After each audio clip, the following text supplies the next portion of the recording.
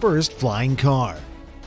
Aircar successfully completed its first intercity flight between Nitra and Bratislava, Slovakia. Stefan Klein, the founder and CEO of R&D firm Klein Vision, piloted the flying car. The first Blade Runner film was set in a futuristic Los Angeles in the year 2019, with acid rain falling from the skies populated with skimmers, or flying cars that zipped along aerial highways. Although technology has advanced in ways that Hollywood could never have foreseen since the film's release in 1982, selfie sticks, killer drones, #politics, hovercraft taxis remain a far-off fantasy, relegated for science fiction novels and theme park rides. Reality of flying cars. Many of us have always been attracted by flying automobiles, but they have always seemed a long way off. Now, a firm called Aircar has inaugurated a 35-minute trip between two international airports in Slovakia, which was finished on June 28th. The vehicle, which has a top speed of 190 kilometers per hour, is a dual-mode car aircraft that has piqued the interest of netizens all over the world. Aircar travel. Aircar successfully completed its first intercity flight between Nitra and Bratislava, Slovakia. Stefan Klein, the creator and CEO of R&D firm Klein Vision, which designed the prototype hybrid aircar, drove the flying car. Flying cars and the future. Flying cars are, in fact, real, and they may change the way we commute, work, and live in the next decades. From electric gliders to fixed-wing aircraft and quadcopter drones, advances in battery energy density, materials science, and computer simulation have sparked the development of a variety of personal flying vehicles and the navigation systems that will allow them to fly. A video of the mesmerizing flight was shared on the official YouTube channel of the company, along with details. How does a flying car work? According to a BBC report, the Aircar is powered by a BMW engine and operates on ordinary petrol. The vehicle can also turn into an aircraft in 2 minutes and 15 seconds, according to the website, with a range of 1,000 kilometers and a height of 8,200 feet or 2,500 meters. The video has received over 1 million views since it was published online, eliciting a barrage of responses from internet users. While many people are captivated by the flying car, others are curious as to when it will be available for purchase. Some joked about avoiding road traffic in these cars as well. These planes may not look exactly like the ones shown in Blade Runner. However, they aren't all that far away. Most are constructed with rotors instead of wings, allowing for vertical takeoff and landing. They are far smaller than a commercial jet. Tilt rotors, for example, enable more efficient forward flight over longer distances, whereas multi-rotors are designed to reduce noise while hovering.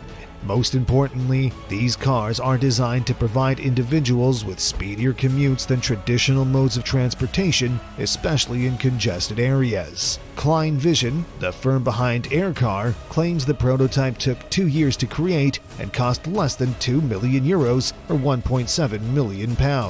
Klein Vision's consultant and investor Anton Zayats believes the company would be extremely successful if it could capture even a small percentage of worldwide airline or taxi sales. In the United States alone, there are around 40,000 aircraft orders, he stated. And if we convert just 5% of those to flying cars, we've got a big market. The Aircar is the love child of a Bugatti Veyron and a Cessna 172, according to Dr. Stephen Wright, Senior Research Fellow in Avionics and Aircraft at the University of the West of England. In comparison to other airplanes, he did not believe the vehicle would be particularly loud or inefficient in terms of fuel expenses. I have to confess, this seems extremely fascinating, Dr. Wright replied, but I have 100 questions regarding certification. Anyone can build an airplane, but the trick is to build one that flies for 1,000,000 hours straight with a human on board without having an accident. I can't wait to see the piece of paper that says this is safe to fly and safe to sell. Other companies. The autonomous urban aircraft market is still a bit of a wild west at present. Dozens of startups are vying for the rights to develop commercial jetpacks, flying motorcycles, and personal air taxis. Venture capitalists, auto and aviation companies, and even Uber, with its ambitious Uber Elevate, are laying claims on the emerging market, which may be valued at $1.5 trillion by 2040.